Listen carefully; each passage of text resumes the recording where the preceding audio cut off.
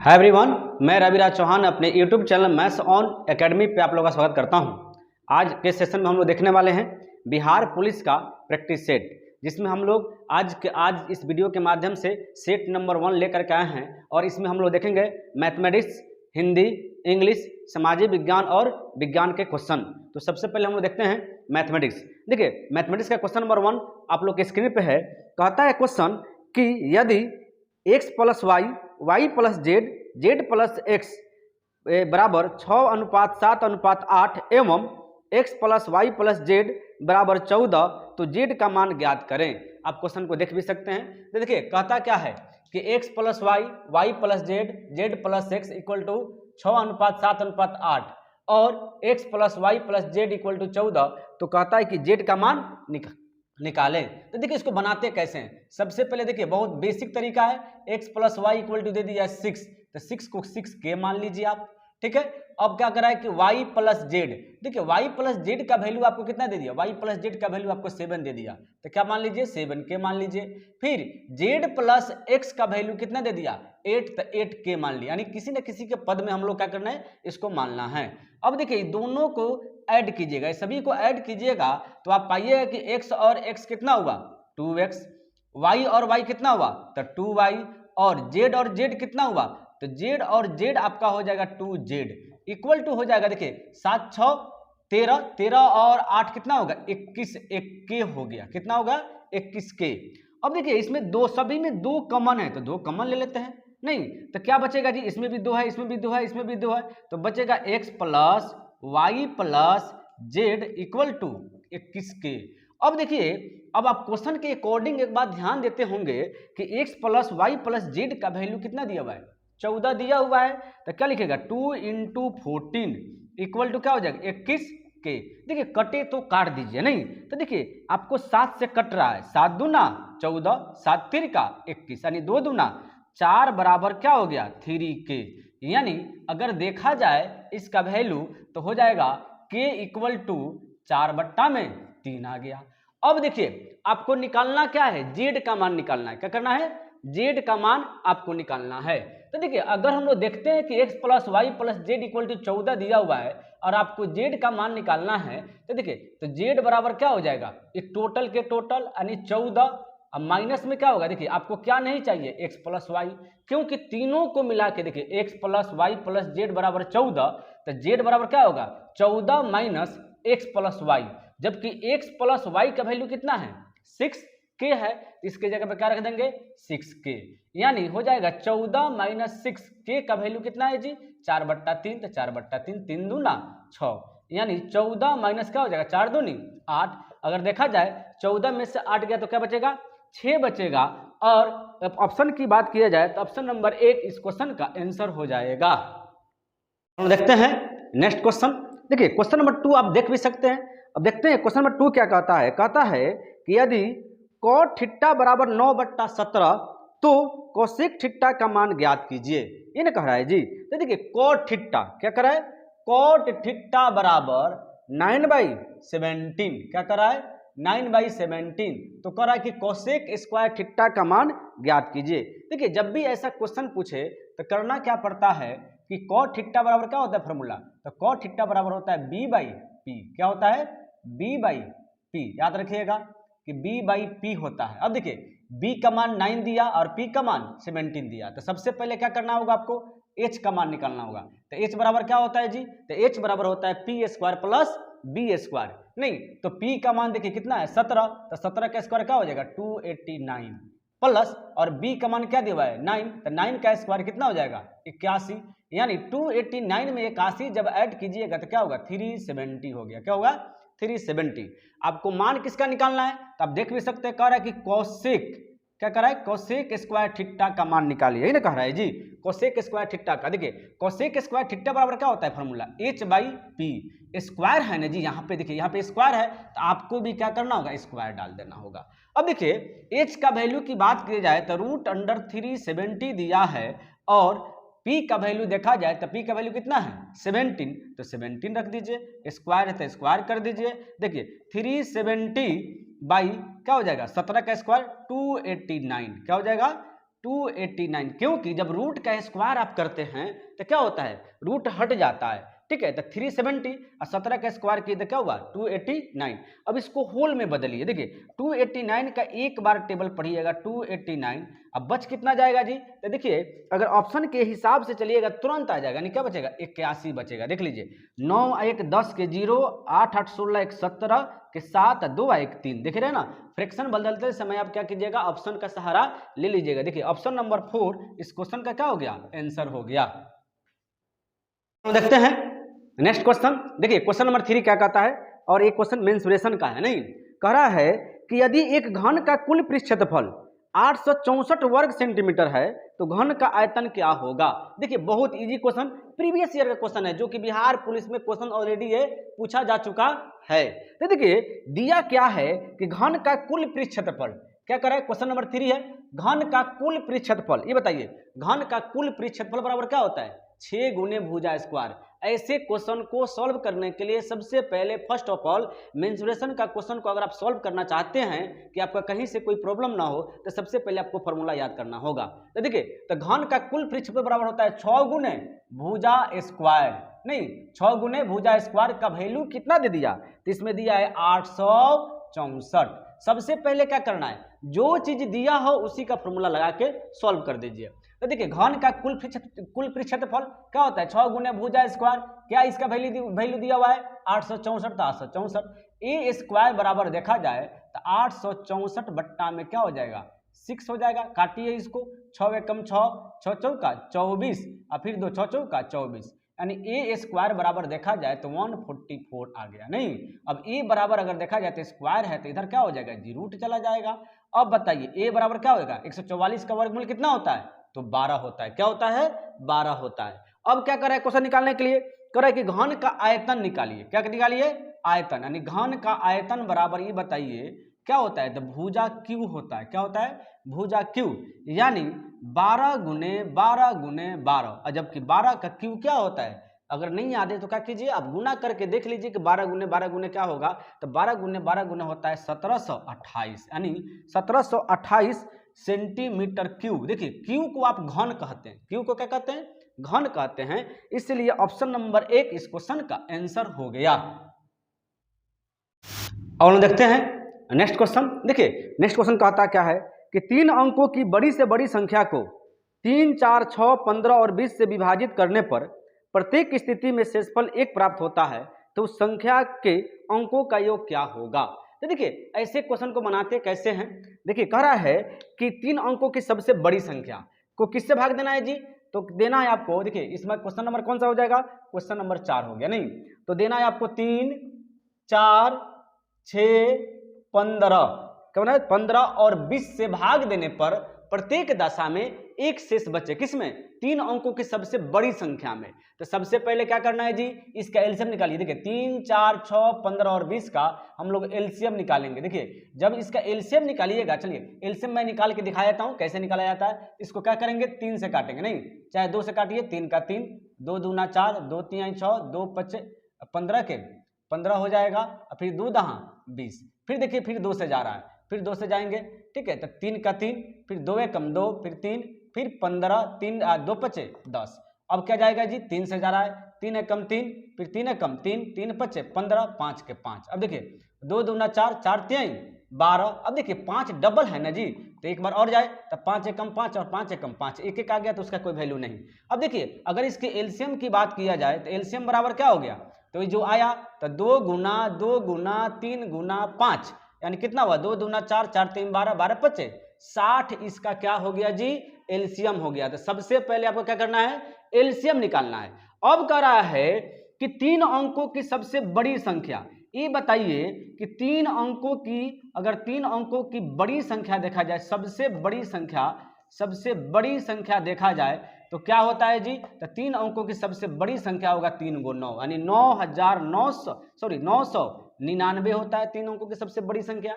अब आपको क्या करना है 60 से भाग दे के देखना है। नहीं तो देखिए 60 से भाग दे दीजिए, 60 से भाग दे दीजिएगा तो कितना होगा 999 में 60 से भाग देंगे तो 60 कम 60 आ गया, नहीं 60 कम 60, तो कितना बचेगा जी 9 में से 0 गया तो 9, और 9 में से 3 गया तो क्या बचेगा, 9 में से 6 गया तो 3 बचा, ऊपर से कितना आया 9। अब फिर देखिए कितना से जाएगा, तो 6 के 36 नहीं 360, यानी 9 आ गया फिर 9 आ गया। देखिए एक्स्ट्रा क्या हो गया जी, तो 39। तो हम लोग कोई भी संख्या कैसे विभाजित होती है, जो एक्स्ट्रा आ जाता है उसको माइनस कर लीजिए, तो संख्या बराबर जो हो जाएगा आपका क्या होगा कि 999 में कितनी एक्स्ट्रा है 39, माइनस कर लीजिए, तो 9 में से 9 गया 0, 9 में से 3 गया तो 6 और 9 का 9, यानी कितना हो गया 960 हो गया। क्या हो गया 960 हो गया। लेकिन आपको कह रहा है कि प्रत्येक स्थिति में एक शेषफल बचना चाहिए, तो जो शेषफल बचने के लिए कहता है ना जी, उसको क्या कर लेंगे हम लोग, ऐड कर लेंगे। तो क्या हो गया 960 और 1 को ऐड कीजिए तो 961। ऑप्शन की बात किया जाएगा इसको। अब देखिए अब कह रहा है क्या चीज कि उस संख्या के अंकों का योग क्या होगा, यानी अंकों का योग पूछ रहा है। तो देखिए 961 हुआ ना, तो इसका अंकों का योग 9 + 6 + 1, तो 9 6 15 और 15 1 16, यानी देखा जाए तो ऑप्शन नंबर 3 इस क्वेश्चन का आंसर हो जाएगा। संख्या नहीं पूछ रहा था, अंकों का योग पूछ रहा था। ठीक है, देखिए हम लोगों ने इसमें देखा कि जितना भी इसमें इस सीरीज में क्या किया, 4 मैथमेटिक्स पूछा हम लोगों ने, 4 या 5 पूछता है नहीं, 4 क्वेश्चन 5 क्वेश्चन 6 क्वेश्चन 7 क्वेश्चन, किसी में 8 क्वेश्चन पूछेगा, किसी में 5 पूछेगा, किसी में 4 पूछेगा, यानी क्या होगा जैसे जैसे क्वेश्चन पूछता रहेगा वैसे वैसे हम लोग क्या करेंगे उसको देखते रहेंगे। इसके बाद हम लोग देखेंगे हिंदी, फिर देखेंगे इंग्लिश, फिर देखेंगे सामाजिक विज्ञान और फिर देखेंगे हम लोग विज्ञान, यानी हम लोग इस सीरीज में टोटल के टोटल चीज देखने वाले। देखिए मैथमेटिक्स की बात थी कि मैथमेटिक्स को क्या किया कि सिर्फ क्वेश्चन पढ़ करके बताने वाली नहीं थी, तो हमने क्या किया इसको वीडियो के माध्यम से मैंने शूट करके आपको क्या किया, इसको बता दिया कि समझा करके बता दिया। अब हम लोग देखेंगे हिंदी कि हिंदी को क्या चीज देखना है कैसे, तो ये वीडियो हमारा कंटिन्यू चलता रहेगा। अभी नहीं, ये क्या होगा थोड़ी सी लॉन्ग वीडियो होगी लेकिन संपूर्ण वीडियो होगी, यानी एक ही वीडियो में टोटल सिलेबस के बारे में आपको नॉलेज मिलेगी, टोटल सब्जेक्ट के बारे में आपको नॉलेज मिलेगी, इसलिए इस वीडियो को टोटल के टोटल देखिए।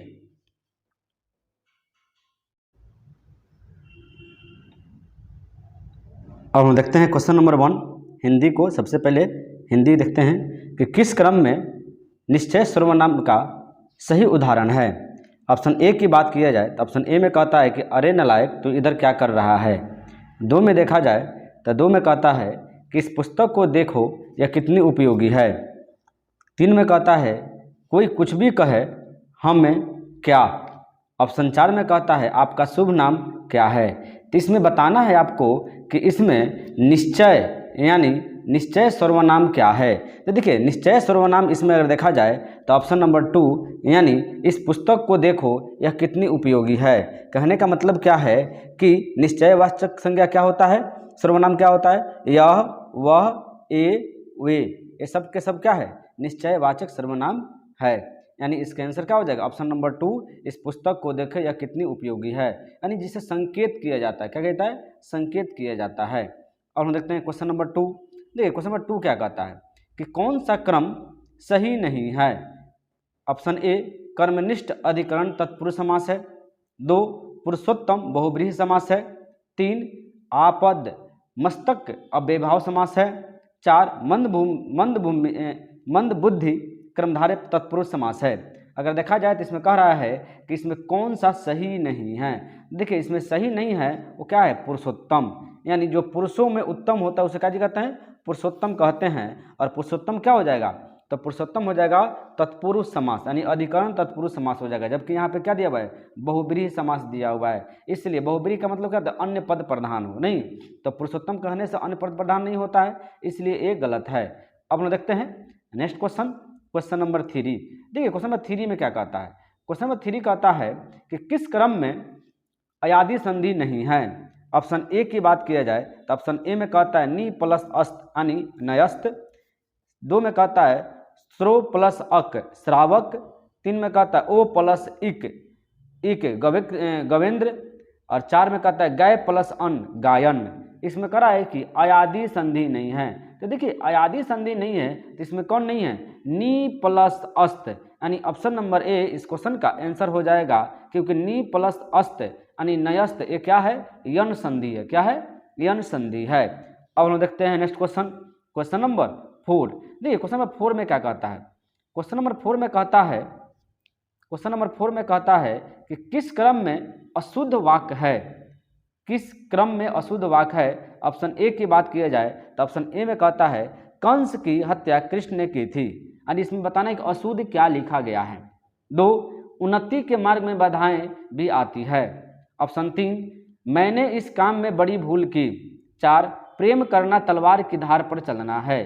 तो देखिए इसमें आपको ढूंढना है कि इसमें अशुद्ध क्या है। तो देखिए इसमें अशुद्ध की बात किया जाए तो इसमें अशुद्ध क्या है, कंस की हत्या कृष्ण ने की थी, ये अशुद्ध है, क्योंकि इसका शुद्ध क्या होगा, कृष्ण ने कंस की हत्या की थी, ये सही होगा। जबकि यहाँ पे क्या दे दिया कि कंस की हत्या कृष्ण ने की थी, लेकिन नहीं, इसका सही क्या होगा, कृष्ण ने कंस की हत्या की थी, ये सही होगा, इसलिए क्या होगा, अशुद्ध हो गया। और हम देखते हैं next question, question number 4। Question number 4 कहता है कि किस क्रम में सही पर्यायवाची नहीं है। ऑप्शन ए की बात किया जाए तो अलंकार का क्या होता है, आभूषण, भूषण, गहना, सही है। ऑप्शन 2 की बात किया जाए तो आंसू का क्या होता है, नयन, तारिका, लोचन। देखिए इसमें आपको ढूंढना क्या था, इसमें ढूंढना कि पर्यायवाची शब्द नहीं है, यानी कि इसका कौन पर्यायवाची नहीं है। तो देखिए ऑप्शन नंबर 2 ही आ गया कि ऑप्शन नंबर 2 हो जाएगा इसका आंसर कि आंसू क्या है, पर्यायवाची, आंसू का पर्यायवाची नयन, तारिका और लोचन नहीं है, क्योंकि नयन, तारिका और लोचन किसका पर्यायवाची होता है, तो आंख का होता है, इसलिए ऑप्शन नंबर 2 इस क्वेश्चन का आंसर हो गया। अब हम देखते हैं नेक्स्ट क्वेश्चन, क्वेश्चन नंबर 6। देखिए क्वेश्चन नंबर 6 में क्या कहता है कि find the antonyms of master, यानी मास्टर का एंटोनिम्स बताना है। ऑप्शन एंटो का, देखिए एंटो का मतलब होता है विलोम शब्द, यानी उल्टा। ऑप्शन ए की बात किया जाए तो ऑप्शन नंबर ए में कहता है टायरेंट, बी में कहता है एक्सुलरली, 3 में कहता है रोडियो, 4 में कहता है टोरेडरो। देखिए इसका मास्टर का अगर देखा जाए विलोम क्या होगा, तो मास्टर मीन्स होता है प्रधान, ठीक है, जबकि ऑप्शन नंबर 2 एक्सुलरली का मतलब होता है सहायक, यानी ऑप्शन नंबर 2 इस क्वेश्चन का आंसर हो गया। अब हम देखते हैं नेक्स्ट क्वेश्चन, क्वेश्चन नंबर 7। देखिए क्वेश्चन नंबर 7 में क्या कहता है, fill in the gaps with correct verb form of verb, she dash to the cinema every day, यानी ऑप्शन ए में देखा जाए तो गोज, 2 में इज गोइंग, 3 में गो, 4 में गोइंग। देखिए she dash to the cinema every day, अगर एवरी संडे अगर देखा जाए इसमें तो इसमें क्या होगा इसका, तो इसका आंसर हो जाएगा गोज, क्योंकि इससे देखिए एवरी डे से मतलब आता है कि इसमें आदत की बोध है, और आदत की बोध होता है किसमें बनाते हैं, सिंपल प्रेजेंट टेंस में बनाते हैं, इसलिए इसका आंसर क्या हो जाएगा, ऑप्शन नंबर ए यानी गोज। अब हम देखते हैं नेक्स्ट क्वेश्चन, क्वेश्चन नंबर 4। देखिए क्वेश्चन नंबर 8। क्वेश्चन नंबर 8 में क्या कहता है कि find the synonyms of absolute. Option A की बात किया जाए तो कहता है कि रीजनेबल, 2 में कहता है नैरो, 3 में कहता है अनलिमिटेड, 4 में कहता है रिलायबल। अब देखिए इसमें देखा जाए कि अब्सोल्यूट का सिनोनिम्स क्या होता है, यानी पर्यायवाची शब्द क्या होगा, तो होगा अनलिमिटेड, क्योंकि अब्सोल्यूट का मतलब होता है असीमित और अनलिमिटेड का भी मतलब होता है असीमित, इसलिए ऑप्शन नंबर 3 इस क्वेश्चन का आंसर हो जाएगा। अब देखते हैं next question number 9। Question number 9 में कहता है कि find out which part of the sentence has an error, if there is no mistake the answer is 4। करा है कि ऑप्शन 1 देखा जाए the principal come on the throne at every early age, ठीक है, इसमें बताना है कि इसमें क्या सही होगा, क्या मतलब एरर है। देखिए इसमें एरर की बात की जाए तो ऑप्शन नंबर 2 में क्या है, इसमें एरर है, क्योंकि कम ऑन द थ्रोन के जगह पर सीट ऑन द थ्रोन होगा, इसलिए इसका होगा ऑप्शन नंबर 2 इस क्वेश्चन का आंसर हो जाएगा। अब हम देखते हैं नेक्स्ट क्वेश्चन, क्वेश्चन नंबर 10। देखिए क्वेश्चन नंबर 10 में क्या कहता है, fill in the blank with appropriate given option, dash ideal man is always ready to ideal away his time। Option A 2 में कहता है एन, 3 में कहता है द, 4 में कहता है दैट।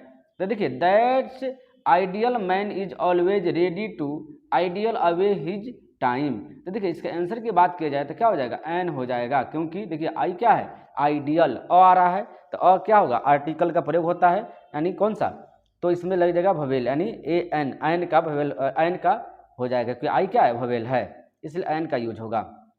देखिए हम लोगों ने देखा प्रैक्टिस सेट में हिंदी में 5 क्वेश्चन, इंग्लिश में 5 क्वेश्चन, यानी 5-5 क्वेश्चन हिंदी इंग्लिश का पूछा जाता है। अब हम लोग देखते हैं जीके। देखिए समान विज्ञान देखेंगे। सबसे पहले समान विज्ञान में क्या कहता है कि सामाजिक विज्ञान में कि भारत में निम्नलिखित में से कौन सा राज्य के नीति निर्देशक सिद्धांतों का गांधीवादी सिद्धांत है। ऑप्शन ए, न्यायपालिका को कार्यपालिका से अलग करना।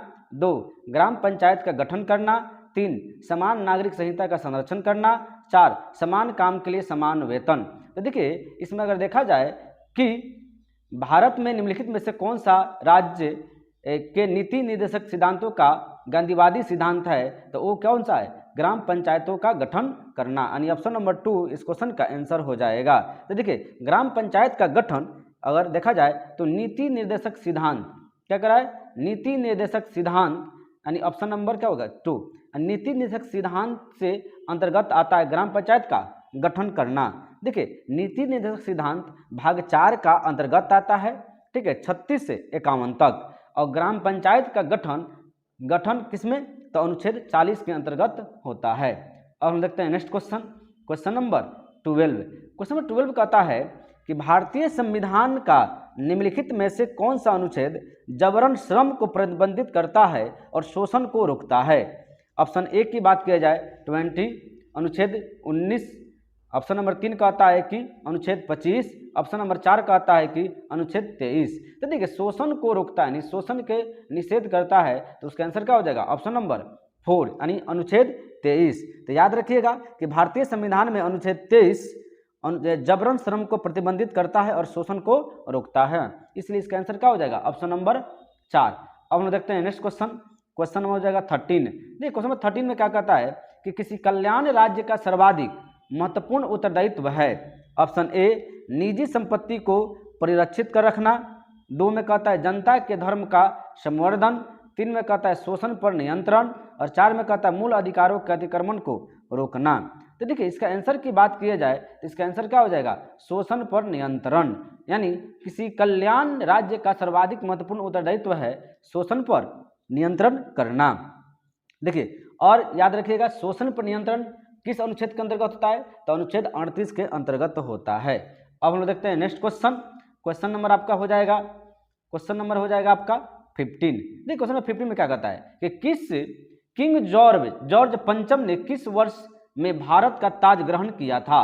Option A 1917, 2 1906, 3 1923, 4 1911। तो देखिए इसका आंसर की बात किया जाए तो इसका आंसर हो जाएगा 1911 यानी ऑप्शन नंबर 4 इस क्वेश्चन का आंसर हो जाएगा। अब हम देखते हैं नेक्स्ट क्वेश्चन नंबर हो जाएगा आपका 16। देखिए क्वेश्चन नंबर 16 में क्या कहता है कि निम्नलिखित में से कौन सी घटनाएं कला अनुक्रम में सही है। ऑप्शन ए सविनय अवज्ञा आंदोलन, उसके बाद भारत छोड़ो आंदोलन, कैबिनेट मिशन। देखिए अगर देखा जाए ऑप्शन नंबर 1 को ही देखिए तो ऑप्शन नंबर 1 ही इसका आंसर हो जाएगा। कैसे, क्योंकि देखिएगा इसी को ऑप्शन नंबर 1 में ही इसका आंसर दे दिया। कैसे, क्योंकि सविनय अवज्ञा आंदोलन 1930 में हुआ था, भारत छोड़ो आंदोलन 1942 में हुआ था, कैबिनेट मिशन प्लान 1946 में हुआ था। तो देखिए 1930, 1942, 1946, इसलिए इसका आंसर क्या हो जाएगा, ऑप्शन नंबर 1। अब हम देखते हैं नेक्स्ट क्वेश्चन नंबर आपका हो जाएगा 17। देखिए क्वेश्चन नंबर 17 में क्या कहता है, विक्रमशिला विश्वविद्यालय की स्थापना किसने की, ये नहीं बताना है जी। तो देखिए विक्रमशिला विश्वविद्यालय की स्थापना धर्मपाल ने किया था, जो कि पाल वंश से संबंधित थे। याद रखिएगा किसने किया था विक्रमशिला विश्वविद्यालय की स्थापना, तो विक्रमशिला विश्वविद्यालय की स्थापना धर्मपाल ने किया था, जो कि पाल वंश से संबंधित थे। और हम देखते हैं नेक्स्ट क्वेश्चन नंबर हो जाएगा आपका 18। देखिए क्वेश्चन नंबर 18 में क्या कहता है कि निम्नलिखित में से ऋग्वेद काल के दौरान किसकी जानकारी नहीं थी। ऑप्शन ए संयुक्त परिवार प्रणाली, 2 कृषि, 3 वर्ण व्यवस्था, 4 विवाह प्रथा। देखिए निम्न में से ऋग काल के दौरान किसकी जानकारी नहीं थी, तो जानकारी नहीं थी किसकी, कृषि की, यानी ऑप्शन नंबर 2 इस क्वेश्चन का आंसर होगा।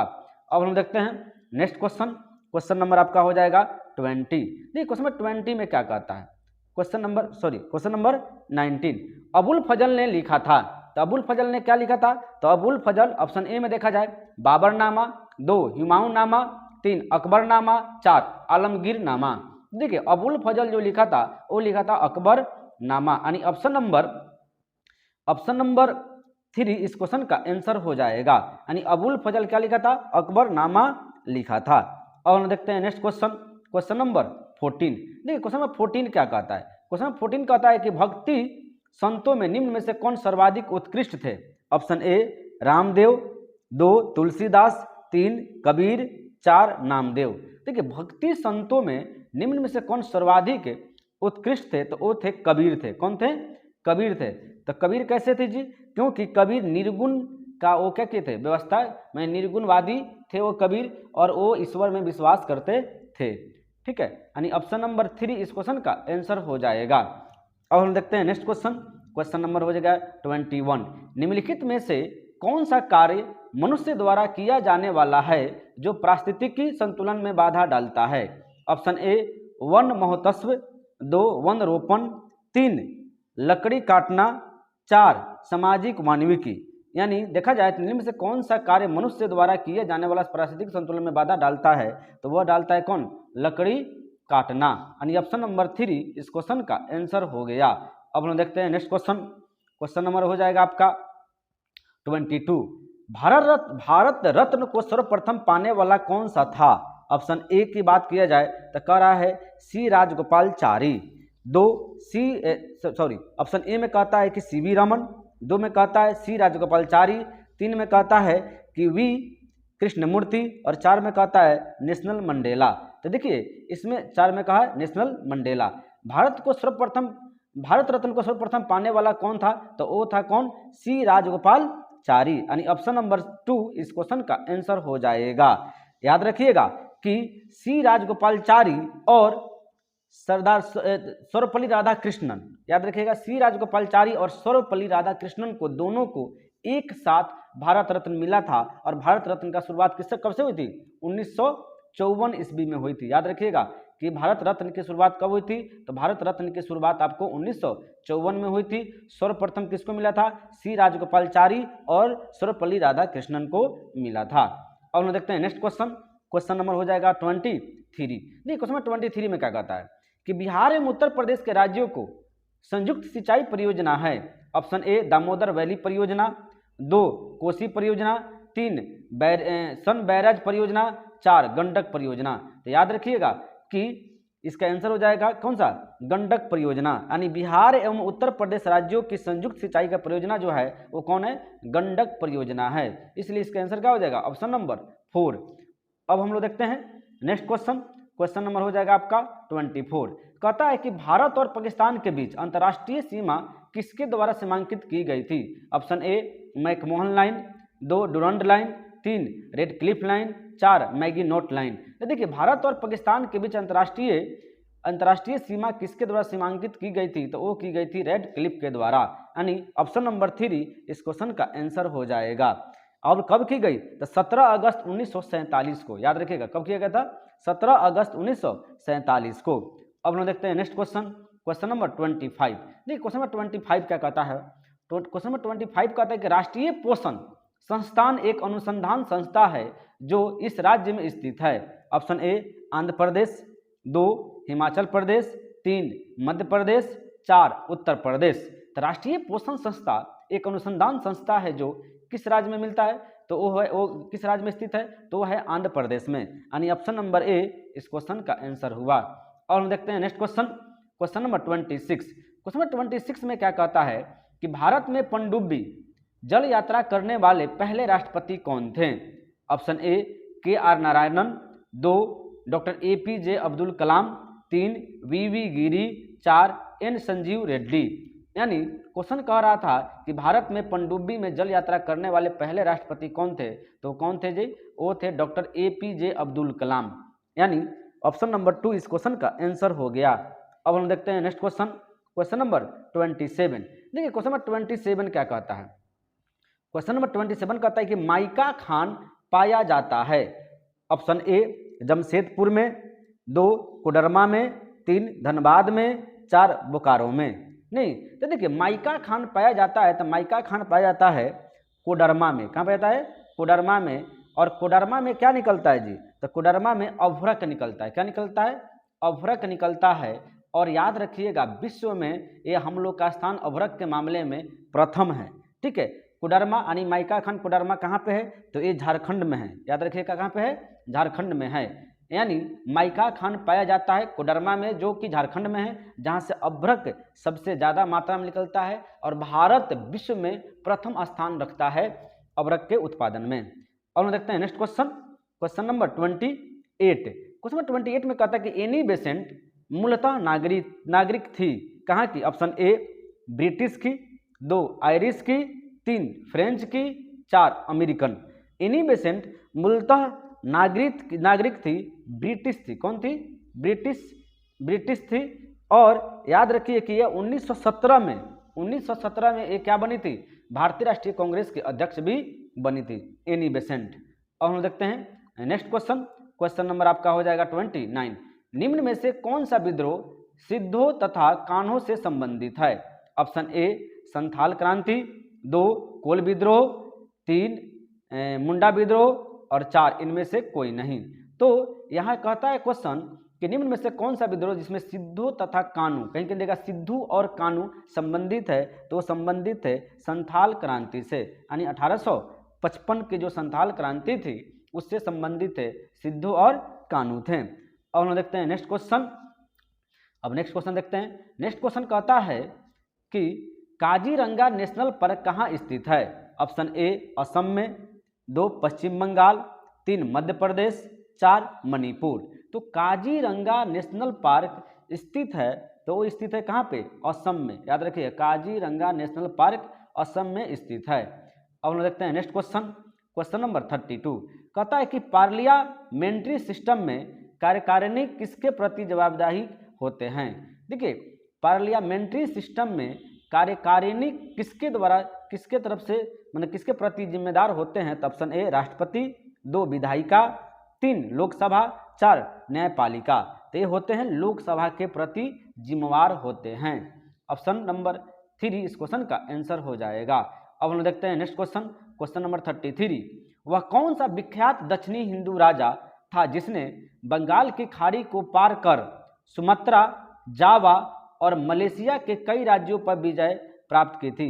ऑप्शन ए की बात की जाए तो राजेंद्र प्रथम, 2 में कहता है राजेंद्र चोल, 3 में कहता है पुलकेशिन, 4 में कहता है महिपाल द्वितीय। तो देखिए कह रहा है कि वह कौन सा विख्यात दक्षिण हिंदू राजा था जिसने बंगाल की खाड़ी को पार कर सुमात्रा, जावा और मलेशिया में कई राज्यों पर विजय प्राप्त की थी? तो वो थे राजेंद्र प्रथम थे, यानी ऑप्शन नंबर ए इस क्वेश्चन का आंसर हो जाएगा। अब हम देखते हैं नेक्स्ट क्वेश्चन, क्वेश्चन नंबर 34। मध्य अक्षांश मरुस्थल 35 डिग्री और नॉर्थ और एस के बीच पाए जाते हैं जो उष्णकटिबंधीय उच्च दाब वाले क्षेत्रों पर ध्रुव की ओर है। ऑप्शन ए की बात की जाए तो होता है 70 डिग्री, 2 में कहता है 60, 3 में कहता है 79 और 4 में कहता है 40। तो देखिए इसका आंसर क्या होगा जी? तो इसका आंसर हो जाएगा 60 डिग्री, यानी 2, यानी ऑप्शन नंबर 2 इस क्वेश्चन का आंसर हो जाएगा। अब हम देखते हैं नेक्स्ट क्वेश्चन, क्वेश्चन नंबर हो गया आपका 35। देखिए क्वेश्चन नंबर 35 में कहता है कि भूमंडलीय पवन ऑप्शन ए ऋतु के परिवर्तन के साथ अपनी दिशा बदलती है, दिन और रात के अनुसार अपनी दिशा बदलती है, 3 कभी, ऑप्शन नंबर 3 में कहता है कभी अपनी दिशा नहीं बदलती है, 4 में कहता है पर्वतीय ढलानों पर ऊपर की ओर बहती है। तो याद रखिएगा कि भूमंडलीय जो पवन होती है वह दिन और रात के अनुसार अपनी दिशा बदलती है, यानी ऑप्शन नंबर 2 इस क्वेश्चन का आंसर हो जाएगा। अब हम देखते हैं नेक्स्ट क्वेश्चन, क्वेश्चन नंबर हो जाएगा 36। देखिए क्वेश्चन नंबर 36 क्या कहता है कि निम्नलिखित किस स्थान पर 9 प्रस्तर युग और ताम्र प्रस्तर युग के अनेक अवशेष उत्खनन में प्राप्त हुए हैं? Option A Chirand, 2 Nalanda, 3 Chausa, 4 Champaran. तो देखिए इसमें अगर देखा जाए कि 9 प्रस्तर यानी 9 प्रस्तर युग और ताम्र प्रस्तर युग के अनेक अवशेष प्राप्त हुए हैं, तो वो हुए चिरांद से। कहाँ से हुए हैं? चिरांद से, यानी ऑप्शन नंबर ए इस क्वेश्चन का आंसर हो जाएगा। चिरांद कहाँ पाया जाता है? तो सारण जिला में पाया जाता है चिरांद। ठीक है, अब हम देखते हैं नेक्स्ट क्वेश्चन, क्वेश्चन नंबर हो जाएगा 37। अजमेर का नाम सूफी संत डैश के साथ जुड़ा हुआ है? ऑप्शन ए ख्वाजा खान, 2 मोइनुद्दीन चिश्ती, 3 बैरम सूफी, 4 इनमें से कोई नहीं। तो देखिए अजमेर का नाम सूफी संत डैश के साथ जुड़ा हुआ है, तो वो जुड़ा हुआ है किससे? मोइनुद्दीन चिश्ती से, यानी ऑप्शन नंबर 2 इस क्वेश्चन का आंसर हो गया। अब हम देखते हैं नेक्स्ट क्वेश्चन, क्वेश्चन नंबर हो गया आपका 38। देखिए क्वेश्चन नंबर 38 में क्या कहता है कि निम्नलिखित में से किन्हें भारत में सफेद क्रांति का जनक कहा जाता है। Option A Hargobind Khorana, B V Kurien, 3 M S Swaminathan, 4 पिक्के सेठी। यानी किसको निम्न में से किसे सफेद क्रांति का जनक कहा जाता है, तो सफेद क्रांति का जनक हम लोग किसको कहते हैं, तो है वी कुरियन को कहा जाता है। यानी ऑप्शन नंबर 2 इस क्वेश्चन का आंसर हो जाएगा। अब हम लोग चलते हैं नेक्स्ट क्वेश्चन, क्वेश्चन नंबर 39। देखिए क्वेश्चन नंबर 39 क्या कहता है। क्वेश्चन नंबर 39 कहता है निम्न में से कौन सा सबसे चमकदार ग्रह है। ऑप्शन ए बुध, 2 में कहता है शुक्र, 3 मंगल, 4 बृहस्पति। तो निम्न में से कौन सबसे चमकदार ग्रह है, तो वो है कौन सा, शुक्र। यानी ऑप्शन नंबर 2 इस क्वेश्चन का आंसर हो जाएगा। शुक्र जो है सुबह का तारा, शाम का तारा, जिसको हम लोग शुक्र को क्या कहते हैं, सुबह का तारा कहते हैं और शाम का तारा कहते हैं। और हम देखते हैं नेक्स्ट क्वेश्चन, क्वेश्चन नंबर 40। देखिए क्वेश्चन नंबर 40 में क्या कहता है कि सरकार के विभिन्न विभागों के क्रियाकलापों का अनुमोदन कौन करता है।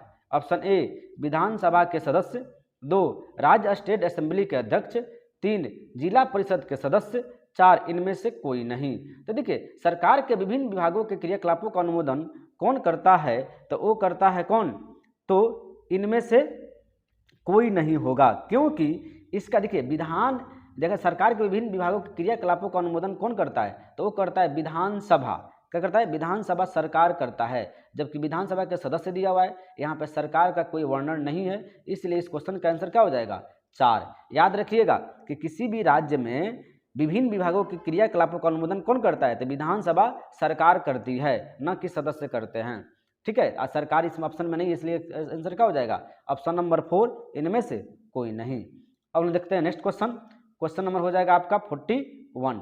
कहता है कि निम्नलिखित में से किस वेद में कर्मकांड और बलि का वर्णन है। Option A Rigveda, 2 Atharvaveda, 3 Yajurveda, 4 Samaveda. तो देखिए जिसे अगर देखा जाए कर्मकांड और बलि का वर्णन के बारे में, तो यजुर्वेद में है, किसमें, यजुर्वेद में है। ऑप्शन नंबर 3 इस क्वेश्चन का आंसर हो जाएगा। अब हम देखते हैं next question, question number 42। Question number 42 में कहता है कि देश में पहली बार राजनीतिक जांच आयोग का गठन किस राज्य में हुआ था। ऑप्शन ए उत्तर प्रदेश, 2 बिहार, 3 पश्चिम बंगाल, 4 राजस्थान। तो देश में पहली बार राजनीतिक आयोग का जो गठन की गई थी वो की गई थी बिहार में। कहाँ पे, बिहार में भ्रष्टाचार को चेक जांच करने के लिए, जो कि सही पाया गया था। पहली बार बिहार में इसकी क्या किया, राजनीतिक जांच आयोग का गठन किया गया था, और वह जांच आयोग जब गठन करके अपना सबमिट किया तो ये पाया गया कि बहुत सारे नेता क्या हुए, उसमें भ्रष्टाचार में लिप्त थे। यानी बिहार ने सबसे पहले किया था। और हम देखते हैं next question, question number 43। Question number 43 में कहता है कि विश्व की सबसे बड़ी झील कौन सी है।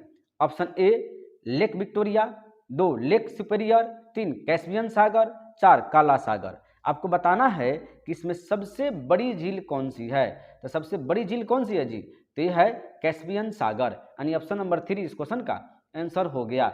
अब हम देखते हैं नेक्स्ट क्वेश्चन, क्वेश्चन नंबर हो जाएगा आपका, क्वेश्चन नंबर हो जाएगा 44। नहीं, क्वेश्चन नंबर 44 में क्या कहता है कि डुरंड लाइन किन देशों के संयुक्त सीमा रेखा है। डुरंड लाइन याद रखिएगा, कौन, डुरंड लाइन किस, तो ऑप्शन नंबर ए की बात किया जाए तो ऑप्शन नंबर ए में कहता है भारत और चीन, 2 में कहता है चीन और अफगानिस्तान, 3 में कहता है भारत और तिब्बत, और 4 में कहता है कि पाकिस्तान और अफगानिस्तान। तो याद रखिएगा कि डुरंड लाइन अगर देखा जाए किन दो देशों के बीच में है, तो वो है पाकिस्तान और अफगानिस्तान। यानी डुरंड लाइन किसके बीच में है जी, पाकिस्तान और अफगानिस्तान। देश के आज़ादी के बाद क्या हुआ, डुरंड लाइन बदल गया, पहले क्या था भारत और अफगानिस्तान, अब क्या हो गया, पाकिस्तान और अफगानिस्तान के बीच पड़ता है डुरंड लाइन। यानी ऑप्शन नंबर 4 इस क्वेश्चन का आंसर हो जाएगा। याद रखिएगा, इस क्वेश्चन को बार बार लाइन वाला क्वेश्चन पूछा जाता है। मानव विकास के संगठन कौन है। ऑप्शन ए दीर्घ एवं स्वस्थ जीवन, 2 शिक्षा, 3 उपभोग तथा जीवन दशा, 4 उपरोक्त में से सभी। तो देखिए मानव विकास के संगठन कौन से है, तो मानव विकास के संगठन के बारे में देखा जाए तो क्या हो जाएगा, यानी 4, यानी उपरोक्त में से सभी। क्या क्या, दीर्घ एवं स्वस्थ जीवन भी चाहिए, शिक्षा भी चाहिए, उपभोग और जीवन दशा भी सही होनी चाहिए, यानी ऑप्शन नंबर 4 यानी उपरोक्त में से सभी इस क्वेश्चन का आंसर हो गया। अब देखा जाए 45 के बाद 46 नंबर क्वेश्चन कहता है कि बिहार प्रांत के आरा से प्राप्त देवबरनाक का लेख तथा शाहपुर पटना एवं मंदर भागलपुर से प्राप्त लेखों में किसके बारे में जानकारी मिलती है? ऑप्शन ए मौर्य युग, 2 नंद वंश, 3 गुप्त युग, 4 परिवर्तित गुप्त वंश। यानी अगर इसके आंसर की बात की जाए तो हो जाएगा परवर्ती गुप्त, यानी ऑप्शन नंबर 4 इस क्वेश्चन का आंसर हो जाएगा। अब हम देखते हैं नेक्स्ट क्वेश्चन, क्वेश्चन नंबर 48। देखिए क्वेश्चन नंबर 48 में क्या कहता है, निम्न में से किसे भारतीयों को रॉबर्ट क्लाइव ने बिहार का नवाब नियुक्त किया था? यानी रॉबर्ट क्लाइव ने किसे बिहार का नवाब घोषित किया था? ठीक है, ऑप्शन की एक की बात किया जाए तो ऑप्शन नंबर ए में कहता है कि इसका आंसर क्या हो जाएगा, सॉरी ऑप्शन नंबर ए में कहता है टेकचंद, क्या कहता है टेकचंद, 2 में कहता है मानिक चंद, 3 में कहता है राय दुर्लभ, 4 में कहता है राजा सिताब राय। तो याद रखिएगा कि रॉबर्ट क्लाइव ने बिहार के नवाब नियुक्त किया था राजा सिताब राय को। किसको किया था? राजा सिताब राय को, इसलिए ऑप्शन नंबर 4 इस क्वेश्चन का आंसर हुआ। अब हम देखते हैं नेक्स्ट क्वेश्चन, क्वेश्चन नंबर 49। देखिए क्वेश्चन नंबर 49 में क्या कहता है कि बिहार में साइमन कमीशन के बहिष्कार के संयोजक कौन थे? ऑप्शन ए सर अली इमाम, 2 सैयद अहमद इमाम, 3 राजेंद्र प्रसाद, 4 देवकी नंदन। तो बिहार में साइमन कमीशन, क्या हुआ? साइमन कमीशन जब 1928 में आया उसका बहिष्कार कौन किया था? तो वो किए थे देवकी नंदन ने, यानी ऑप्शन नंबर 4 इस क्वेश्चन का आंसर होगा। अब हम देखते हैं नेक्स्ट क्वेश्चन, क्वेश्चन नंबर कह रहा है 50, कह रहा है 50 नंबर क्वेश्चन देखते हैं। कहता है विदेशिया नाट्य नृत्य के मूल प्रवर्तक कौन हैं? ऑप्शन ए भिखारी ठाकुर, 2 लक्ष्मण ठाकुर, 3 रत्नाकर राय, 4 गुद्दू राय। देखिए इसका आंसर हो जाएगा ऑप्शन नंबर 4 यानी गुद्दू राय, इसका मूल प्रवर्तक थे गुद्दू राय, जबकि इसमें सबसे ज़्यादा सहयोग कोई किए थे तो किए थे भिखारी ठाकुर ने किया था। अच्छा भिखारी इसको विदेशिया जो नाट्य नृत्य है किस जिला किस जिला के अंतर्गत ज़्यादा पाया जाएगा? तो भोजपुर में पाया जाएगा, भोजपुर में सबसे ज़्यादा इसका देखने को आपको मिलेगा। और हम देखते हैं नेक्स्ट क्वेश्चन 51, बिहार में दियारा भूमि को क्या कहा जाता है? ऑप्शन ए गंगा से पूरब ऊंचा टीला क्षेत्र, 2 जलोढ़ मैदान, 3 वर्षा ऋतु में डूबे हुए विशेष क्षेत्र, 4 इनमें से कोई नहीं। तो बिहार में दियार भूमि को क्या कहा जाता है? उसमें कहा जाता है गंगा से पूरब ऊंचा टीला क्षेत्र, यानी ऑप्शन नंबर 1 इस क्वेश्चन का आंसर हो गया। अब हम देखते हैं next question, question number 52। Question number 52 में कहता है कि कौन सी जगह भारत में उष्ण मानसूनी प्रदेश के अंतर्गत आती है? ऑप्शन ए गया, 2 दरभंगा, 3 पश्चिम चंपारण, 4 पटना। तो देखिए कौन सी जगह भारत में उष्ण मानसूनी प्रदेश के अंतर्गत आती है? तो वो कौन सी आती है? तो वो आती है पटना। कौन आती है? पटना, यानी ऑप्शन नंबर 4 इस क्वेश्चन का आंसर हो गया। अब हम देखते हैं नेक्स्ट क्वेश्चन, क्वेश्चन नंबर 53। देखिए क्वेश्चन नंबर 53 में क्या कहता है कि गोगाबिल पश्चिमी बिहार किस जिले में है? ऑप्शन ए कटिहार, 2 अररिया, 3 किशनगंज, 4 पूर्णिया। तो देखिए गोगाबिल पश्चिमी बिहार ये कहाँ पाया जाता है? तो ये पाया जाता है आपको कटिहार जिला में, यानी ऑप्शन नंबर ए इस क्वेश्चन का आंसर हो जाएगा। अब हम देखते हैं नेक्स्ट क्वेश्चन, क्वेश्चन नंबर देखते हैं 54। सन 2011 के जनगणना के अनुसार बिहार के 4 सर्वाधिक साक्षर जिले आरोही या घटते क्रम में हैं। ऑप्शन ए की बात की जाए तो रोहतास, मुंगेर, भोजपुर, औरंगाबाद, 2 में पटना, मुंगेर, भागलपुर, रोहतास, 3 में कहता है पटना, भागलपुर, मुंगेर, नालंदा, 4 में कहता है पटना, नालंदा, भोजपुर और मुंगेर। तो देखिए इसमें अगर देखा जाए कि घटते क्रम में कौन है तो देखिए और सब जो है ना बढ़ते घटते क्रम में, जबकि रोहतास क्या चीज है? रोहतास, मुंगेर, भोजपुर और औरंगाबाद ये क्या है? घटते से बढ़ते, मैंने सबसे ज्यादा इसमें, उससे बाद इसमें, इसके बाद इसमें, इसमें बाद इसमें। ठीक है, यानी ऑप्शन नंबर ए इस क्वेश्चन का आंसर हो गया। अब हम देखते हैं नेक्स्ट क्वेश्चन, क्वेश्चन नंबर 55। देखिए क्वेश्चन नंबर 55 में क्या कहता है कि बिहार के प्रथम हरिजन मुख्यमंत्री कौन थे? ऑप्शन ए रामविलास पासवान, 2 भोला पासवान शास्त्री, 3 कर्पूरी ठाकुर और 4 राम सुंदर दास। तो बिहार के प्रथम हरिजन मुख्यमंत्री कौन थे? तो वो थे भोला पासवान शास्त्री, यानी ऑप्शन नंबर 2 इस क्वेश्चन का आंसर हो गया। अब हम देखते हैं नेक्स्ट क्वेश्चन, क्वेश्चन नंबर 56। देखिए क्वेश्चन नंबर 56 में क्या कहता है, देखिएगा कि लोहा और इस्पात उद्योग के संदर्भ में शहरों और राज्यों का निम्नलिखित में से कौन सा युग्म सही है? दुर्गापुर असम, बोकारो बिहार, भिलाई छत्तीसगढ़, राउरकेला कर्नाटक। देखिए इसमें कौन सा युग्म सही है, किसके लिए? लोहा और इस्पात के लिए। तो दुर्गापुर, देखिए इसमें सही की बात किया जाए तो कौन है? भिलाई छत्तीसगढ़, यानी ऑप्शन नंबर सी इस क्वेश्चन का आंसर हो जाएगा भिलाई छत्तीसगढ़, क्योंकि भिलाई सच में छत्तीसगढ़ पाया जाता है, में भिलाई छत्तीसगढ़ में है। दुर्गापुर कहाँ पे है? तो दुर्गापुर हो जाएगा आपको पश्चिम बंगाल। कहाँ हो जाएगा? पश्चिम बंगाल। बोकारो नहीं, बोकारो कहाँ होगा? तो बोकारो आपको झारखंड में हो जाएगा, जबकि बिहार दिया हुआ है, गलत हो गया। भिलाई छत्तीसगढ़ सही है। राउरकेला कहाँ पे? तो उड़ीसा में होता है, जबकि कर्नाटक दिया हुआ है, तो ये भी गलत है, यानी सही क्या है? तो भिलाई छत्तीसगढ़। ये सभी पूछता है बार बार क्वेश्चन, ये जो क्वेश्चन है बार बार पूछा जाता है, इसलिए याद रखिएगा कि दुर्गापुर पश्चिम बंगाल, बोकारो झारखंड, भिलाई छत्तीसगढ़, राउरकेला उड़ीसा। और हम देखते हैं नेक्स्ट क्वेश्चन, क्वेश्चन नंबर 57। देखिए क्वेश्चन नंबर 57 में क्या कहता है कि भारतीय संविधान का 74वां 74वां संशोधन अधिनियम 1992 निम्न में से किससे संबंधित है? ऑप्शन ए नगर पालिकाओं से, 2 आपातकालीन प्रावधान से, 3 नागरिकता से, 4 मौलिक कर्तव्य से। तो याद रखिएगा कि 74वां संविधान संशोधन अधिनियम 1992 नगर पालिकाओं से संबंधित है। किससे? नगर पालिकाओं से संबंधित है। ये 1992 में संशोधन के अंतर्गत आया, जबकि इसको 20 अप्रैल 1993, याद रखिएगा 20 अप्रैल 1993 में ये कानून बन गया और ये लागू हो गया, यानी गठन कर दिया गया नगर पालिका के 20 अप्रैल 1993 में। और हम देखते हैं नेक्स्ट क्वेश्चन, क्वेश्चन नंबर हो जाएगा आपका 58। गुजरात के अलावा विवाहित महिलाओं द्वारा की जाने वाली जीवती पूजा मुख्य रूप से राज्य केंद्र शासित प्रदेश में है मनाई जाती है। ऑप्शन ए में देखा जाए तो जम्मू कश्मीर, 2 में नागालैंड, 3 में कहता है महाराष्ट्र और 4 में कहता है बिहार। याद रखिएगा जीवती या जीवती, ठीक है, कहाँ पे सबसे ज़्यादा मुख्य रूप से मनाई जाती है? तो देखा जाए तो इसका हो जाएगा महाराष्ट्र में। कहाँ पे हो जाएगा? महाराष्ट्र में, यानी ऑप्शन नंबर 3 इस क्वेश्चन का आंसर हो जाएगा। और हम देखते हैं नेक्स्ट क्वेश्चन, क्वेश्चन नंबर 59। निम्नलिखित में से किस शासक ने दिन ए इलाही नाम से एक नई जीवन शैली शुरुआत की थी? ऑप्शन ए बहादुर शाह द्वितीय, 2 जहांगीर, 3 अकबर, 4 शाहजहां। तो दिन ए इलाही के नाम से शुरू की थी, किसने की थी जी? तो दिल ए इलाही के नाम से किया था अकबर ने किया था। कौन किया था? अकबर ने किया था दिन ए इलाही की शुरुआत। कब? 1582 में किया था अकबर दिन ए इलाही की शुरुआत। और हम देखते हैं नेक्स्ट क्वेश्चन, निम्न में से किसका संबंध तीसरे आंग्ल मैसूर युद्ध और भारत में लोक सेवाओं की शुरुआत से है? ऑप्शन एक की बात की जाए तो लॉर्ड विलियम बेन, 2 में कहता लॉर्ड बेल्जियम, 3 में कहता लॉर्ड कर्नवालिस, 4 में कहता Lord Hastings.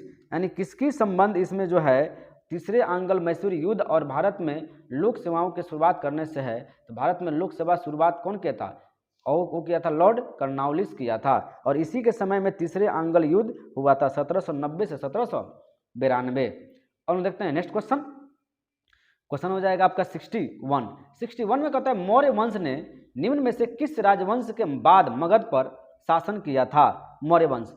Option number A नंद राजवंश, 2 शुंग राजवंश, 3 गुप्त राजवंश, 4 कुषाण राजवंश। तो याद रखिएगा कि मौर्य वंश का जो गठन किया था वो किया था, नींव जो डाला था वो चंद्रगुप्त मौर्य ने डाला था। किसको? नंद वंश के अंतिम शासक घनानंद को हरा करके। यानी ऑप्शन नंबर की बात किया जाए कि मौर्य वंश किस वंश के बाद आया, तो हो जाएगा नंद राजवंश के बाद आया था। तो ऑप्शन नंबर ए इस क्वेश्चन का आंसर हो जाएगा। और हम देखते हैं नेक्स्ट क्वेश्चन, क्वेश्चन नंबर हो जाएगा आपका 62। कहता है कि गोवा की पहली महिला राज्यपाल थी, यानी गोवा की पहली महिला राज्यपाल कौन थी? ऑप्शन ए पद्मा नायडू, 2 मृदुला सिन्हा, 3 कुमुदबेन जोशी, 4 सरला ग्रेवाल। तो देखिए गोवा की पहली महिला राज्यपाल थी, वो थी कौन? तो मृदुला सिन्हा थी, यानी ऑप्शन नंबर 2 इस क्वेश्चन का आंसर हो जाएगा। अब हम देखते हैं नेक्स्ट क्वेश्चन, क्वेश्चन नंबर हो जाएगा आपका 63। देखिए क्वेश्चन नंबर 63 क्या कहता है कि महामघम उत्सव प्रत्येक 12 वर्ष के बाद एक बार मनाया जाता है, कहाँ पे? तो ऑप्शन की बात किया जाए तो ऑप्शन नंबर ए में कहता है नागालैंड, 2 में बिहार, 3 में गोवा, 4 में तमिलनाडु। तो महामघम याद रखिएगा, महामघम उत्सव प्रत्येक 12 वर्ष पे एक बार मनाया जाता है, वह मनाया जाता है तमिलनाडु में। कहाँ पे? तमिलनाडु में। यानी ऑप्शन नंबर 4 इस क्वेश्चन का आंसर हो जाएगा। अब हम देखते हैं नेक्स्ट क्वेश्चन, क्वेश्चन नंबर 64। कहता है 64 में निम्न में से किसे तरल अस्थियों तथा मांग एवं आवधिक देयताओं के अनुपात के रूप में परिभाषित किया जाता है? ऑप्शन ए सर्वाधिक चल निधि अनुपात, 2 नगदी कर्ज अनुपात, 3 आरक्षित नगदी निधि अनुपात, 4 आस्थि देयता अनुपात। तो देखिए निम्न में से किसे तरल अस्थिया तथा मांग एवं आवधिक देयताएं के अनुपात के रूप में परिभाषित किया जाता है? तो वो किया जाता है सर्वाधिक चल निधि अनुपात में, यानी ऑप्शन नंबर 1 इस क्वेश्चन का आंसर हो जाएगा। अब हम लोग देखते हैं नेक्स्ट क्वेश्चन, क्वेश्चन नंबर 65। देखिए क्वेश्चन नंबर 65 में क्या कहता है? कहता है 65 में कि लॉर्ड रिपन द्वारा हंटर कमीशन की नियुक्ति किस वर्ष में की गई थी? Option A 1883, 2 1881, 3 1880, 4 1882। तो लॉर्ड रिपन द्वारा हंटर कमीशन की नियुक्ति निम्न में से किस वर्ष की गई थी? तो वो की गई थी 1882 में। याद रखिएगा हंटर कमीशन की नियुक्ति 1882 में किया गया था, 3 फरवरी को। कहाँ पे? 3 फरवरी 1882 को। और इसमें क्या किया? शिक्षा के अंतर्गत भी हंटर कमीशन जो गठित किया गया था, किसके लिए? शिक्षा के लिए। किसके लिए? शिक्षा के लिए गठित की गई थी। अब हम देखते हैं next question, question number 66। Question number 66 कहता है कि मुंडारी नृत्य का संबंध किस भारतीय राज्य के आदिवासी समुदाय से है? ऑप्शन ए मिजोरम, 2 कर्नाटक, 3 अरुणाचल प्रदेश, 4 झारखंड। यानी कहता है कि मुंडारी नृत्य का संबंध किस भारतीय राज्य के आदिवासी समुदाय से है? तो वो है कौन सा? झारखंड से। याद रखिए किससे है? झारखंड से है। ठीक है, यानी ऑप्शन नंबर 4 इस क्वेश्चन का आंसर हो जाएगा। अब हम देखते हैं नेक्स्ट क्वेश्चन, क्वेश्चन नंबर 67। कहता है कि लॉन टेनिस में जोड़ी में खेले जाने वाले मैचों के लिए कोर्ट की चौड़ाई कितनी होती है लॉन टेनिस में? Option A 38 feet, B 36 feet, 3 34 feet, 4 32 feet. इसका आंसर हो जाएगा 36 फीट, यानी ऑप्शन नंबर 2 इस क्वेश्चन का आंसर हो गया। अब हम देखते हैं नेक्स्ट क्वेश्चन, क्वेश्चन नंबर 68। ठीक है, क्वेश्चन नंबर 68 में कहता है कि कोरापुट जिले में पंचमत माली भंडार निम्नलिखित में से किस खनिज के भंडार है? ऑप्शन ए लौह अयस्क, 2 तांबा, 3 मैग्नीज और 4 बॉक्साइड। तो याद रखिएगा इसका आंसर क्या हो जाएगा? ऑप्शन नंबर 4 यानी बॉक्साइड। यानी कोरापुट जिले में पंचमाली भंडार जो संबंधित है वो किससे? बॉक्साइड से संबंधित है। अब हम देखते हैं नेक्स्ट क्वेश्चन, क्वेश्चन नंबर 69। ये क्वेश्चन नंबर 69 में क्या कहता है कि दक्षिण भारत में मंदिरों के प्रांगण में बने ऊंचे द्वार को डैश कहा जाता है? ऑप्शन ए मंडप, 2 अर्धमंडप, 3 विमान, 4 गोपुरम। तो देखिए इसका आंसर हो जाएगा ऑप्शन नंबर 4 यानी गोपुरम कहा जाता है। अब हम देखते हैं नेक्स्ट क्वेश्चन, क्वेश्चन नंबर हो जाएगा आपका 70। देखिए क्वेश्चन नंबर 70 में क्या कहता है कि निम्नलिखित में से कौन सी सरकारी योजना भारत में युवाओं को कौशल विकास प्रशिक्षण प्रदान करती है? ऑप्शन ए भारतीय जन धन योजना, ऑप्शन नंबर 2 प्रधानमंत्री कौशल विकास योजना, 3 दीनदयाल अंत्योदय योजना, 4 प्रधानमंत्री गरीब कल्याण अन्न योजना। तो देखिए युवाओं को जो कौशल विकास प्रशिक्षण प्रदान करती है वो करती है प्रधानमंत्री कौशल विकास योजना करती है, यानी ऑप्शन नंबर 2 इस क्वेश्चन का आंसर हो गया। और हम देखते हैं नेक्स्ट क्वेश्चन, क्वेश्चन देखिए करंट हम लोग देखेंगे, करंट में हम लोग देखेंगे 5 क्वेश्चन हम लोग करंट देखेंगे। नहीं, असम के मुख्यमंत्री ने किस शहर को राज्य की दूसरी राजधानी बनाने की घोषणा की है? याद रखिएगा आपसे करंट भी 5 को पूछेगा और उसके बाद साइंस भी आपसे पूछा जाएगा।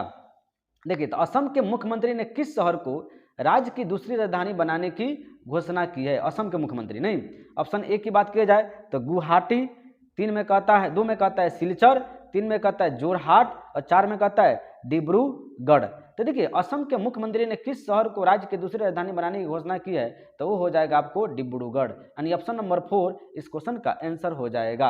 अब हम देखते हैं नेक्स्ट क्वेश्चन, क्वेश्चन नंबर हो जाएगा 72।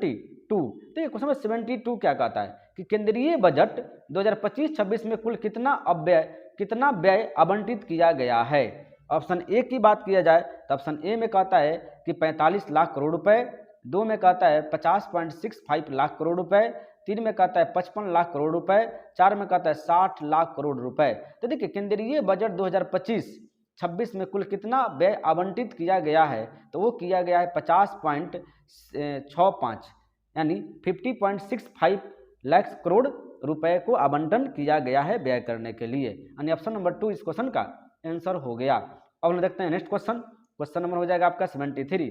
कहता है कि विश्व स्वास्थ्य संगठन द्वारा किस देश को मलेरिया मुक्त घोषित किया गया है? मलेरिया मुक्त, ऑप्शन की बात की जाए, option number A Indonesia, 2 Bharat, 3 Georgia, 4 Brazil. इसका आंसर क्या हो जाएगा जी? इसको किया गया है जॉर्जिया को, यानी अभी तत्काल में विश्व स्वास्थ्य संगठन द्वारा किस देश को मलेरिया मुक्त घोषित किया गया है, तो किया गया है जॉर्जिया को। अब हम देखते हैं नेक्स्ट क्वेश्चन, क्वेश्चन नंबर 74। देखिए क्वेश्चन नंबर 74 में क्या कहता है, रेलवे के अंतर्गत एक नए किस जोन के निर्माण को कैबिनेट द्वारा स्वीकृति दे दी गई है? ऑप्शन नंबर ए उत्तर तट रेलवे जोन, 2 दक्षिण पूर्व तट रेलवे जोन, 3 दक्षिण तट रेलवे जोन, 4 उत्तर पूर्वी तट रेलवे जोन, यानी किसको दे दी गई है? तो देखिए याद रखिएगा कि रेलवे के अंतर्गत एक नए जोन के निर्माण कैबिनेट द्वारा स्वीकृति दी गई है, तो वो दी गई है आपको दक्षिण तट रेलवे जोन। याद रखिएगा दक्षिण तट रेलवे जोन की आपको अनुमति दी गई है, स्वीकृति प्रदान की गई है, दक्षिण तट रेलवे जोन, यानी एक जोन और बढ़ गया नहीं। और हम देखते हैं नेक्स्ट क्वेश्चन। क्वेश्चन नंबर हो जाएगा आपका 75 नंबर क्वेश्चन में कहता है, 75 नंबर क्वेश्चन में कहता है कि आर्थिक सर्वेक्षण 2024-25 के अनुसार भारत के सकल गैर निष्पासित संपत्तियों का अनुपात सितंबर 2024 में 12 साल के न्यूनतम स्तर पर था। ऑप्शन ए की बात किया जाए तो ऑप्शन ए की में कहता है कि 1.6%, 2 में कहता है 2.6%, 3 में कहता है 3.6% और 4 में कहता है 4.6%। तो देखिए इस क्वेश्चन के आंसर की बात किया जाए कि भारतीय सर्वेक्षण 2024-25 के अनुसार भारत के सकल गैर निष्पादित संपत्तियों का अनुपात सितंबर 2024 में 12 साल के न्यूनतम स्तर पर पहुंच गया था, वो था 2.6%, यानी ऑप्शन नंबर 2 इस क्वेश्चन का आंसर हो गया। अब हम लोग देखते हैं नेक्स्ट क्वेश्चन। अब देखिए नेक्स्ट में हम लोग देखते हैं कि अब हम लोग देखेंगे साइंस, नहीं अब साइंस में देखेंगे वही क्वेश्चन जो बार बार एग्जाम में पूछा गया है। अब कहता है क्वेश्चन नंबर 1 कि पृथ्वी के सतह पर गुरुत्व के कारण त्वरण का मान है। ऑप्शन ए G = gm/m में r²। 2 की बात किया जाए ऑप्शन नंबर 2 में कहता है G = 2gm/r। ऑप्शन नंबर 3 में कहता है G = gm/r। 4 में कहता है G = 2gm/r²। तो याद रखिएगा कि पृथ्वी के सतह पर गुरुत्व के त्वरण मान का मान होता है G = gm/r²। याद रखिए क्या होता है gm/r², यानी ऑप्शन नंबर 1 इस क्वेश्चन का आंसर हो गया। अब हम देखते हैं नेक्स्ट क्वेश्चन। क्वेश्चन नंबर आपका हो जाएगा 80। कार्बन डाइऑक्साइड क्या कहता है कि कार्बन डाइऑक्साइड CO2 के एक मोल का अर्थ है। ऑप्शन ए CO2 का 44 ग्राम। 2 में कहता है ऑप्शन 2 में कि 6.022 × 10⁻23 अणु। 3 में कहता है STP पर 22.4 लीटर आयतन और 4 में कहता है उपरोक्त में से सभी। तो देखिए कार्बन डाइऑक्साइड CO2 के एक मोल का अर्थ होता है CO2 का 44 ग्राम, ये भी सही है। 6.022 × 10⁻23 अणु, ये भी सही है। 3 पे कहता है STP पर 22.4 लीटर आयतन, ये भी सही है, यानी उपरोक्त में से सही सभी इस क्वेश्चन का आंसर हो जाएगा। ठीक है, यानी ऑप्शन नंबर 4 इस क्वेश्चन का आंसर हुआ। और हम देखते हैं नेक्स्ट क्वेश्चन। देखिए साइंस में न्यूमेरिकल पूछा जाता है, जो कि हम लोग वीडियो के माध्यम से समझा करके मैं उसको डाल दूंगा। ऑप्शन नंबर 82 देखिए, कहता है कि निम्न में से कौन व्यंजक चूर्ण पर हाइड्रोक्लोरिक अम्ल के संतुलित समीकरण में रासायनिक प्रतिक्रिया दर्शाता है। ऑप्शन ए की बात किया जाए तो ऑप्शन ए में कहता है CaOCl2 + HCl = CaCl2 + H2O। Option number 2 में देखा जाए तो कहता है CaOCl2 + 2HCl का होकर के CaCl2 + H2 + Cl2 हो जाएगा। ऑप्शन 3 की बात किया जाए CaOCl2 + HCl = CaCl2 + H2O + Cl2 हो जाएगा। देखिए हाइड्रोक्लोरिक अम्ल को संशोधित समीकरण के रासायनिक प्रतिक्रिया दर्शाता है। अगर इसमें बात किया जाए तो ऑप्शन नंबर 2 इस क्वेश्चन का आंसर हो जाएगा। क्या हो जाएगा CaOCl2 + 2HCl = CaCl2 + H2O Cl2। देखिए इधर भी देखिए Ca एगो है, यहाँ भी Ca क्या है एगो है, यहाँ Cl2 दूगो है, यहाँ पे Cl2 दूगो है, अब देखिए Cl2 यहाँ पर भी 2 गो है, फिर Cl2 यहाँ पे 2 है, 2 4 गो, यहाँ पे भी 4 गो होगा। नहीं, H2O देखिए H यहाँ पे कितना है 2 है, तो H यहाँ पे 2 हो गया। नहीं तो या H2 तो यहाँ पे H2 है, तो यहाँ पे भी H2 है। ठीक है, यानी इसको समीकरण को संतुष्ट करना पड़ता है। इसमें कौन संतुलित है, ऑप्शन नंबर 2 इस क्वेश्चन का आंसर हो जाएगा। अब हम देखते हैं नेक्स्ट क्वेश्चन। क्वेश्चन नंबर हो गया आपका 83। निम्नलिखित में से सबसे ज्यादा अणुओं की संख्या होगी। ऑप्शन की बात की जाए तो ऑप्शन नंबर ए में कहता है कार्बन डाइऑक्साइड का 10 ग्राम, 2 में कहता है ऑक्सीजन का 10 ग्राम, 3 में कहता है अमोनिया का 5 ग्राम, 4 में कहता है हाइड्रोजन का 1 ग्राम। तो देखिए निम्न में से सबसे ज्यादा अणुओं की संख्या किसमें होगी, तो हाइड्रोजन में होती है, हाइड्रोजन का 1 ग्राम में होगा, यानी ऑप्शन नंबर 4 इस क्वेश्चन का आंसर हो जाएगा। अब हम देखते हैं नेक्स्ट क्वेश्चन। क्वेश्चन नंबर हो जाएगा 84। वर्णदाता व्यक्ति निम्न में से किस रंगों में अंतर नहीं कर पाता है। ठीक है, ऑप्शन 1 पीला और सफेद, 2 हरा और नीला, 3 लाल और हरा, 4 काला और पीला, यानी किसमें वो अंतर स्पष्ट नहीं कर पाता है वर्णनांधा व्यक्ति। ठीक है, जो मतलब जो अंधे होते हैं, जिनको बहुत कम दिखाई देता है, जिनकी आंख 6/6 नहीं होता है, वह किसमें नहीं कर पाते हैं, तो नहीं कर पाते लाल और हरा में, इसलिए इनको रेलवे में बहुत सारी पोस्ट नहीं मिल पाती है। ठीक है, इसलिए क्योंकि ये लाल और हरा में अंतर स्पष्ट नहीं कर पाते हैं, यानी ऑप्शन नंबर 3 इस क्वेश्चन का आंसर हो जाएगा। 86 देखिए, 86 में कहता है कि मानव शरीर में सबसे छोटी ग्रंथि कौन है। ऑप्शन ए एड्रिनल, 2 थायराइड, 3 पैनक्रियाज, 4 पिट्यूटरी, यानी कहता है कि मानव शरीर में सबसे छोटी ग्रंथि कौन सी है, तो हो जाएगा इसमें पिट्यूटरी ग्रंथि, यानी ऑप्शन नंबर 4 इस क्वेश्चन का आंसर हो गया। अब हम देखते हैं नेक्स्ट क्वेश्चन। Question number 87। जब नींबू के रस को खाने के सोडे पर डाला जाता है तब उसमें तेज उत्फुल्लन होता है, क्योंकि उससे उत्पन्न गैस होती है। ऑप्शन ए हाइड्रोजन, 2 ऑक्सीजन, 3 कार्बन डाइऑक्साइड, 4 उपयुक्त सभी। तो देखिए जब नींबू के रस को खाने के सोडे पर डाला जाता है तब उसमें तेज उत्फुल्लन होता है, क्योंकि उसमें उत्पन्न होता है कार्बन डाइऑक्साइड होती है। क्या होती है, कार्बन डाइऑक्साइड होती है, यानी ऑप्शन नंबर 3 इस क्वेश्चन का आंसर हो जाएगा। अब हम देखते हैं नेक्स्ट क्वेश्चन। क्वेश्चन नंबर 88 कहता है कि रॉकेट किस सिद्धांत पर कार्य करता है। ऑप्शन ए न्यूटन का तृतीय गति नियम, 2 न्यूटन का प्रथम नियम, 3 न्यूटन का द्वितीय नियम और 4 आर्किमिडीज का सिद्धांत। तो देखिए रॉकेट किस सिद्धांत पर कार्य करता है, तो करता है न्यूटन का तृतीय नियम पर, यानी ऑप्शन नंबर 1 इस क्वेश्चन का आंसर हो गया। अब हम देखते हैं नेक्स्ट क्वेश्चन। क्वेश्चन नंबर हो जाएगा आपका 89। कहता है कि सोने यानी स्वर्ण पर बिजली से मुलम्मा करने के लिए प्रयुक्त किए जाने वाला विद्युलेपन होता है। ऑप्शन ए स्वर्ण क्लोराइड का, 2 स्वर्ण नाइट्रेट का, 3 स्वर्ण सल्फेट का, 4 पोटेशियम ऑरीसाइनाइड का। तो किसका होता है जी, तो पोटेशियम ऑरीसाइनाइड का होता है, यानी ऑप्शन नंबर 4 इस क्वेश्चन का आंसर हो जाएगा। अब हम देखते हैं नेक्स्ट क्वेश्चन। लाल चिट्टियों में निम्न में से कौन सा अम्ल पाया जाता है। लाल चिट्टी में ऑप्शन ए एसिटिक अम्ल, 2 ब्यूटेरिक अम्ल, 3 कैप्रोइक अम्ल, 4 फार्मिक अम्ल। तो देखिए लाल चिट्टियों में निम्न में से कौन सा अम्ल पाया जाता है, तो लाल चिट्टियों के पास जो अम्ल होता है वो होता है कौन सा, फार्मिक अम्ल। क्या होता है, फार्मिक अम्ल, यानी ऑप्शन नंबर 4 इस क्वेश्चन का आंसर हो गया। अब हम देखते हैं नेक्स्ट क्वेश्चन। क्वेश्चन नंबर हो जाएगा आपका 91। जब एक ऊर्ध्वाधर वृत्त पर, अच्छा इसको देखेंगे हम लोग क्योंकि ये थोड़ा सा क्या है कि बहुत न्यूमेरिकल टाइप का है, इसलिए हम लोग एक वीडियो के माध्यम से देख लेंगे। 92 देखिए, 92 में कहता है कि हीमोग्लोबिन एक ऐसा श्वसन वर्णक है जो निम्नलिखित में से लार्वा के अलावा सभी रज्जुक में पाया जाता है। ऑप्शन ए लैम्प्रे, 2 एसिडिवा, 3 इली मछली, 4 टोडो। देखिए तो हीमोग्लोबिन एक ऐसा श्वसन वर्णक है जो निम्नलिखित में से लार्वा के अलावा सभी रज्जुक में पाया जाता है, तो वो किस में पाया जाता है जी, तो ये पाया जाता है इल्ली मछली में। किसमें, इल मछली में पाया जाता है। ऑप्शन नंबर 3 इस क्वेश्चन का आंसर हो गया। अब हम देखते हैं नेक्स्ट क्वेश्चन। क्वेश्चन नंबर हो जाएगा 93। देखिए क्वेश्चन नंबर 93 में अब देखिएगा इसमें भी क्या है, इसमें भी आपको एक परमाणु के 19 प्रोटॉन और 20 न्यूट्रॉन है, उसके द्रव्यमान संख्या क्या होगा। देखिए द्रव्यमान संख्या में क्या होता है कि प्रोटॉन और न्यूट्रॉन की संख्या को ऐड कर देते हैं, नहीं ये क्या है न्यूमेरिकल है, तो 20 देखिए अब 20 और 19 को ऐड कीजिए तो क्या हो जाएगा 39, यानी इसके अकॉर्डिंग क्या हो जाएगा ऑप्शन नंबर 4 इस क्वेश्चन का आंसर हो जाएगा, यानी 39। तो याद रखिएगा कि द्रव्यमान संख्या बराबर होता है प्रोटॉन की संख्या प्लस न्यूट्रॉन की संख्या, इसलिए इसका आंसर क्या हो जाएगा 20 प्लस 19 = 39 हो गया। और हम देखते हैं नेक्स्ट क्वेश्चन। क्वेश्चन नंबर हो जाएगा आपका 94। देखिए क्वेश्चन नंबर 94 में क्या कहता है, सॉरी 95, 94 क्या है, ये न्यूमेरिकल्स है, फिर से हम लोग इसको न्यूमेरिकल के माध्यम से, वीडियो के माध्यम से इसको देखेंगे।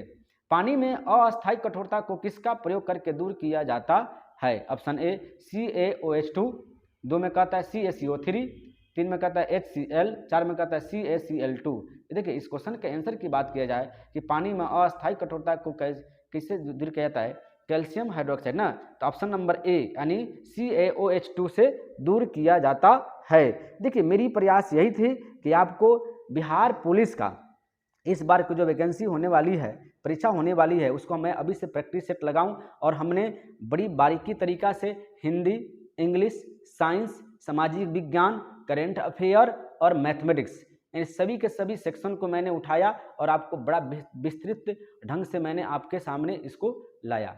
ठीक है, इस वीडियो को आप लोग बार बार देखिए जिससे आपको जीके कंप्लीट हो जाए, मैथमेटिक्स कंप्लीट हो जाए। और देखिए आपको अभी आपने सेट लगाया होगा तो आपको पाए होंगे कि हिंदी व्याकरण में आपको वर्ण भी पढ़ना है, संधि भी पढ़ना है, समास भी पढ़ना है, संज्ञा पढ़ना है, सर्वनाम पढ़ना है। क्योंकि देखिए 5 क्वेश्चन ही दिया, चूँकि और ये 5 क्वेश्चन में आपने देखा होगा कि सब चीज़ पूछा हुआ A to Z। इसमें एक क्वेश्चन समास का था, एक क्वेश्चन संधि का था, एक क्वेश्चन पर्यायवाची शब्द का था नहीं, और उसमें देखे होंगे आपको पहला ही क्वेश्चन सर्वनाम का था।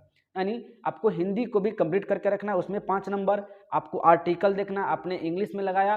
तो देखिए सेट लगाने से वो जी नहीं, सेट आप लगाने के बाद एनालिसिस करना सबसे ज़्यादा जरूरी होता है कि किस सब्जेक्ट को कैसे हम लोग को पढ़ना है। अगर देखा जाए तो आपको इंग्लिश में बात किया तो आर्टिकल को देख के जाना है, प्रीपोजिशन देखना है, फिर टेंस देखना है, टेंस से क्वेश्चन थे नहीं, साइनो और एंटो से आज के मतलब इसमें इतना ही थे।